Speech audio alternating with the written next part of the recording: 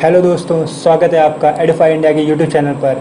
मैं हूं शाल मौर और मैं आपके लिए लाया हूं special 10x10 series with explanation, जहां हम डिस्कस करेंगे ईवीएस के मोस्ट एक्सपेक्टेड क्वेश्चंस को। और अगर आप इस टेस्ट में 10 में से 7 से 8 मार्क्स भी पाते हैं तो समझिए अब की बार आपका सीटेट पार है। आप बिल्कुल सही ट्रैक पे हैं, बिल्कुल सही तैयारी आपकी चल रही है। चलिए दोस्तों, शुरू करते हैं कुछ पिछले वीडियो में हमने जो क्वेश्चन पूछे थे उनके आंसर से। एक हमने क्वेश्चन पूछा था हिंदी का आपसे, साधारण तौर पर शिक्षक यह समझते हैं कि बच्चों को लिखना तब सिखाना चाहिए जब उन्हें वर्णों की पहचान हो जाए। यह विचार पूरी तरह से सही और स्वीकार्य है, वैज्ञानिक है, बाल स्वभाव के अनुकूल है या अवैज्ञानिक है। दोस्तों को बताना था, जब बच्चों को वर्णों की पहचान हो जाए तभी उनको लिखना सिखाना चाहिए, या साथ सिखा सकते हैं या पहले सिखा सकते हैं ना। ये बहुत ध्यान देने वाली बातें हैं। कैसे बच्चों को लिखना सिखाया जाए ना। अगर बच्चा मान लीजिए कोई वर्ण पहचानता है, ठीक, अब उसे लिखना आसान होगा या उसे दोनों साथ कराया जाए। इसका आंसर अवैज्ञानिक है। अवैज्ञानिक क्यों है, चलिए एक्सप्लेनेशन देखते हैं। क्योंकि बच्चे को दोनों साथ साथ सिखाना चाहिए, ये बहुत ज़रूरी है, क्योंकि इससे बहुत टाइम भी लग जाएगा। हो सकता है उसने पहला 6 महीना लगा दिया वर्णों को पहचानने में ही, अब वो लिखना शुरू किया, अब रिलेट नहीं कर पा रहे हैं कि क का जो अक्षर होता है एक गोल होता है, एक पूंछ जैसा लटकता है ना, ये सब रिलेट ही नहीं कर पा रहा है, ये दिक्कत आ सकती है। और एक और बात, साक्षरता की शर्त क्या है, लिखना पढ़ना दोनों आना चाहिए किसी भी बच्चे को। ठीक, चलिए देखते हैं दूसरे क्वेश्चंस को। भाषा अर्जन परिवार में होता है, स्कूल में होता है, सहज होता है या इतना आसान नहीं होता। आपको भाषा अर्जन के बारे में बताना है, जो थोड़ा हमने पिछले वीडियोज़ में अगर आपने देखा हो हमने डिस्कस किया था। सहज होता है, क्यों सहज होता है, क्योंकि भाषा अर्जन जो है परिवार में रह के बच्चा करता है। जैसे जन्म होता है वैसी भाषा सुनते आया है, वैसा वो बोलने लगता है। जैसे अमेरिका में एक रहने वाला बच्चा, मान लीजिए भाई जैसे बच्चे हैं अमेरिका के हैं, इनको इंग्लिश अपने आप क्यों आती है, क्योंकि इनकी मातृभाषा है, इन्होंने सुन रखा है। बच्चों को आपने कभी देखा है कि इन लोगों ने कभी ग्रामर पढ़ी होगी, आपको लगता है अंग्रेजी ग्रामर, हमारे यहाँ बच्चे हिंदुस्तान के ग्रामर पढ़ते हैं, हिंदी ग्रामर, फिर भी वो वाकई धीरे धीरे जिस परिवेश में रहते हैं उस हिसाब से बोलने लग जाते हैं उस भाषा को। तो इसे ही भाषा अर्जन कहते हैं। ठीक, क्योंकि ये सहज होता है। और भाषा सीखना सहज नहीं है, इसके लिए एक व्यवस्थित एक हमें स्कूल चाहिए, कॉलेज चाहिए, जहाँ हम इसको सीख सकते हैं। चलिए शुरू करते हैं अपने ईवीएस की क्वेश्चन सीरीज को, जिसमें पहला क्वेश्चन है कि ग्रीन हाउस गैस है, इनमें से कौन सी ग्रीन हाउस गैस है। कार्बन डाइऑक्साइड, जलवाष्प, मीथेन या उपरोक्त सभी। आपको बतानी है इसमें ग्रीन हाउस गैस कौन सी है। दोस्तों अपने पेन कॉपी निकाल लीजिए और अपने आंसर मार्क करने शुरू कर दीजिए। जैसे मैं चौथा डी ऑप्शन कंप्लीट करता हूँ, आप मार्क कर देंगे, फिर मैं धीरे धीरे आपको पॉइंट वाइज आंसर तरफ ले चलूँगा, फिर मैं आपको बेहतरीन एक्सप्रेशन दूंगा यहाँ पे, और आप वीडियो पूरा देखिएगा, तभी दोस्तों आपका फ़ायदा होगा। चलिए देखते हैं इसके आंसर तरफ बढ़ते हैं। जो ग्रीन हाउस गैसेज होती हैं ये सभी हैं। तो दोस्तों ग्रीन हाउस गैसेज होती क्या है, क्या इसके अलावा गैसेज होती हैं? हाँ, इसके अलावा गैसेज होती हैं। एक बात आपको पहले बता दूँ, जो गैस नहीं है अक्सर कंफ्यूज करती है, carbon monoxide green house gas नहीं है, क्योंकि कार्बन डाइऑक्साइड ऊपर है। ठीक, तो आप याद रखिएगा कार्बन मोनोऑक्साइड जो है ग्रीन गैस नहीं है। तो होती कौन कौन सी हैं ग्रीन हाउस गैसेज, जैसे ये कार्बन डाइऑक्साइड, जलवाष्प, मीथेन, CFC जिसे क्लोरोफ्लोरोकार्बन भी कहते हैं, नाइट्रस ऑक्साइड, ओजोन। और दोस्तों आपसे एक सवाल है कि ग्रीन हाउस प्रभाव क्या होता है, कमेंट बॉक्स में हमें बताएं। चलिए देखते हैं दूसरा क्वेश्चन। मिनीमाता रोग है, ऐसी मछली को खाने से होता है जिसमें पाया जाता है। क्या पाया जाता है ऐसी मछली में? आर्सेनिक, पारा, कैडमियम या उपरोक्त सभी। आपको बताना है उसमें क्या पाया जाता है। मिनीमाता रोग देखिए, बहुत इसका पहले एक हिस्ट्री है इसके पीछे का, जापान से रिलेशन है इसका, पूरी कहानी है। वो पूरी कहानी छोटी सी 4 पॉइंट्स में डिस्कस करेंगे उस कहानी को, कि ऐसे मछली में जो खाने से होता है उसमें क्या पाया जाता है। पारा पाया जाता है। कैसे? ये बीमारी पहली बार जापान की एक मिनीमाता खाड़ी थी, वहाँ पे देखी गई थी। वहाँ पे क्या हुआ था, औद्योगिक कचरा होता है ना, उसको बहा दिया गया, ठीक है, एक नदी में बहा दिया गया। तो वहाँ की मछलियों ने खा लिया, फिर उन मछलियों को वहाँ के आसपास रहने वाले लोगों ने खा लिया, फिर उनको ये रोग हो गया। ठीक, इसी रोग को मिनीमाता नाम दे दिया गया। मिनीमाता क्यों? क्योंकि वहाँ के जो लोग रहते थे, जहाँ का ये इंसिडेंट था, वहाँ की जो खाड़ी थी उसको मिनीमाता खाड़ी कहते थे। आपको बता दूँ कि उस समय लगभग 3000 लोग प्रभावित हुए थे। चलिए देखते हैं दूसरा क्वेश्चन। घरों में जलाऊ लकड़ी के अपूर्ण दहन से कौन सी जहरीली गैस उत्पादित होती है? Carbon dioxide, carbon monoxide, sulphur या उपरोक्त में से कोई नहीं। आपको बताना है कौन सी गैस जहरीली गैस उत्पादित होती है अपूर्ण दहन से। अपना आंसर मार्क कर लीजिए, पढ़ते हैं हम आंसर्स की तरफ। तो इसका आंसर है कार्बन मोनोऑक्साइड। अच्छा, ये कितनी जहरीली है आइए देखते हैं एक्सप्लेनेशंस में।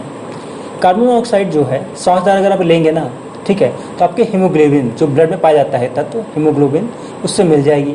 फिर आपका क्या होगा, रक्त जो आपका होता है वो ऑक्सीजन कैरी करता है, आपके बॉडी में ले जाता है एक स्थान से दूसरे स्थान तक, तभी आपके सभी जो अंग हैं काम करते हैं। जब आपकी कार्बन मोनोऑक्साइड मिल जाएगी हीमोग्लोबिन से, तो आपका रक्त जो है ऑक्सीजन को जो कैरी कर रहा है उसकी क्षमता कम हो जाएगी, वो उतने अच्छे से वहन नहीं कर पाएगा, उस ऑक्सीजन को ले जा नहीं पाएगा जिस भी अंग को उसकी आवश्यकता होगी। तो इससे क्या होगा, जब ऑक्सीजन नहीं मिलेगी तो श्वसन संबंधी समस्या उत्पन्न होगी, और धीरे धीरे अगर ये असर इसका बढ़ता है तो आपकी मृत्यु भी हो सकती है। चलिए देखते हैं दूसरा क्वेश्चन। प्राथमिक समाजीकरण है क्या है? शुरुआती आयु में परिवार और मित्रों से सीखना, किशोरावस्था में समाज से सीखना, प्राथमिक स्तर पर समाज से सीखना, या शिक्षकों का अनुसरण करना। प्राथमिक समाजीकरण है क्या? समाजीकरण तब स्टार्ट होता है जब बच्चा जन्म लेता है ना, अपने परिवार से मिलता जुलता है, ठीक, वो बाहर जाता है, ये सब चीज़ें समाजीकरण की प्रक्रिया के अंतर्गत ही आती हैं। तो समाजीकरण है क्या? और यह प्राथमिक वर्ड लगा है, क्या द्वितीयक समाजीकरण भी होता है? आइए देखते हैं। इसका आंसर तो यह है प्राथमिक समाजीकरण का कि शुरुआती आयु में परिवार और मित्रों से सीखना। आइए देखते हैं दोनों प्रकारों को। देखिए, दो प्रकार होते हैं समाजीकरण के, प्राथमिक होता है, द्वितीयक भी होता है। दोनों में अंतर क्या है फिर? प्राथमिक जो होता है बच्चा अपने आस पड़ोस परिवार से ही सीखता है, यहाँ पे उसका समाजीकरण होता है। पर जैसा ही बच्चा घर के बाहर निकलता है तो उसका द्वितीयक समाजीकरण होता है, जैसे कॉलेज, विश्वविद्यालय, राज्य संस्थाएं, बाजार, दुकान, वहाँ उसका द्वितीयक समाजीकरण होता है। चलिए देखते हैं दूसरा क्वेश्चन। निम्नलिखित में से किस समुच्चय में लौह तत्व प्रचुर मात्रा में होता है? बंद गोभी भिंडी गुड़, आंवला पालक गुड़, आंवला पालक आलू, या आंवला आलू टमाटर। आपको बताना है कि किसमें जो है लौह तत्व प्रचुर मात्रा में होता है। दोस्तों आंसर मार्क कर लीजिए। आपका आंसर है आंवला पालक गुड़। इन तीनों में ही आपका लौह तत्व प्रचुर मात्रा में होता है। ये क्वेश्चन प्रीवियस ईयर का है जो आया हुआ है सीटेट में। चलिए देखते हैं जो मेन चीज़, जो क्वेश्चन और भी बन सकते हैं इससे, क्योंकि हमारा मेन थीम क्वेश्चंस को रटना नहीं है, उनके कॉन्सेप्ट्स को समझना है ताकि हम बाकी क्वेश्चन भी सही कर सकें। तो देखिए, आपको जिसमें याद करने वाली बात मैं आपको बता दूँ, ठीक है। ए जो है, ए में रेटिनॉल केमिकल नेम कभी पूछ लेता है। ए का रेटिनॉल होता है, विटामिन B1 का है थायमिन होता है, जो पूछा जाएगा मैं आपको बता रहा हूँ। और विटामिन सी का एस्कॉर्बिक एसिड होता है, डी का कैल्सीफेरॉल होता है, ई का टोकोफेरॉल्स होता है, और K1 का फेलोक्विनोन होता है। और क्या ध्यान देने की बात है इसमें कि विटामिन ए किस में मिलता है? देखिए, ऑरेंजेस में मिलता है आपका, ठीक है, वेजिटेबल्स में मिलता है। बी आपका कहाँ मिलता है? विटामिन B1 ब्राउन राइस मिलता है, लीवर में मिलता है, एग्स में होता है, पोर्क में होता है, ठीक। सी क्या होता है? जितने भी आपके खट्टे फल हैं, देखिए यहाँ पे नींबू वगैरह दिया है ना, खट्टा है ना, नींबू, ऑरेंज वगैरह जो होता है उसमें जो है आपका विटामिन सी पाया जाता है। और डी किस में पाया जाता है? डी आपका देखिए सूर्य के प्रकाश पाया जाता है, फिश में पाया जाता है, एग्स में पाया जाता है। ई फ्रूट्स वेजिटेबल्स में, नट्स में, सीड्स में। और K1 जो आपका होता है, जो हरी पत्तेदार सब्जियाँ होती हैं उनमें पाया जाता है, और स्पाइनेच यानी पालक में भी पाया जाता है। चलिए देखते हैं अगला सवाल। पके हुए चावल फ्रिज में लंबे समय तक परिचित किए जा सकते हैं क्योंकि? फ्रिज के रसायन रोगाणुओं को नष्ट कर देते हैं, कम तापमान पर रोगाणु निष्क्रिय हो जाते हैं, रोगाणु कम ताप पर नष्ट हो जाते हैं, या कम ताप पर भोजन का तत्व घट जाता है। आपको बताना है क्या होता है। ऐसा इसलिए उस परीक्षित मतलब यहाँ पे है, उसको सेव कर सकते हैं, बचा के रख सकते हैं, सड़े ना हो। ऐसा कैसे होता है? कम तापमान पर क्या होता है? उसके रोगाणु निष्क्रिय हो जाते हैं। इसके पीछे रीज़न क्या है? कम तापमान में होता क्या है? दोस्तों देखिए, इस प्लेसेंस में इसमें यह बताया गया है कि क्या होता है कि जो हमारे रोगाणु होते हैं वो एंजाइम बनाते हैं, और वो एंजाइम उस खाने को सड़ाते हैं। तो क्या होगा, कम तापमान पर वो एंजाइम नहीं बना पाएंगे। जो एंजाइम बनाने की उनकी एनर्जी है, एक्टिवेशन एनर्जी है, वो घट जाएगी। तो एंजाइम नहीं बना पाएंगे। जब एंजाइम नहीं बनेंगे तो खाने को सड़ा नहीं पाएंगे। ऐसा हमेशा कब होगा? लो टेम्परेचर्स पे। चलिए देखते हैं अगला सवाल। निम्नलिखित में रबी की फसल है, कौन सी रबी की फसल है? चावल, चना, मूंगफली या कपास? आपको उसमें रबी की फसल बतानी है, ठीक है। अभी हम इसमें बिल्कुल डिस्कस करेंगे रबी फसल, खरीफ की फसल क्या होती है, ठीक। तो इसका आंसर है रबी की फसल, इसमें से सिर्फ एक फसल है, चना। चना आपकी रबी की फसल है। चलिए दोस्तों की खरीफ फसल क्या होती है और रबी फसल क्या होती है। खरीफ फसल देखिए ये है दोस्तों, खरीफ फसल क्या होती है? आपकी जून जुलाई में हो जाती है, जब आपका बारिश का मौसम होता है। देखिए अभी आने वाला है, ठीक। आपकी खरीफ फसलें बोई जाएंगी, चावल वगैरह, धान जिसे आप, और ये कब काटी जाएगी? सितंबर अक्टूबर में ये काट ली जाएगी। अच्छा, तो और फसलें होती कौन कौन सी हैं? आपको मैंने ट्रिक के माध्यम से बताया है। ये महर के गधे ने दिल से बाजा बजाया, इसके देखिए ट्रिक है, महर गधे ने दिल से बाजा बजाया। तो मक्का, अरहर, ग से गन्ना, दे से धान, दिल से तिलहन, बा से बाजरा, जा से ज्वार, ऐसे करके बताया। इसको बढ़िया से आप याद कर लीजिएगा।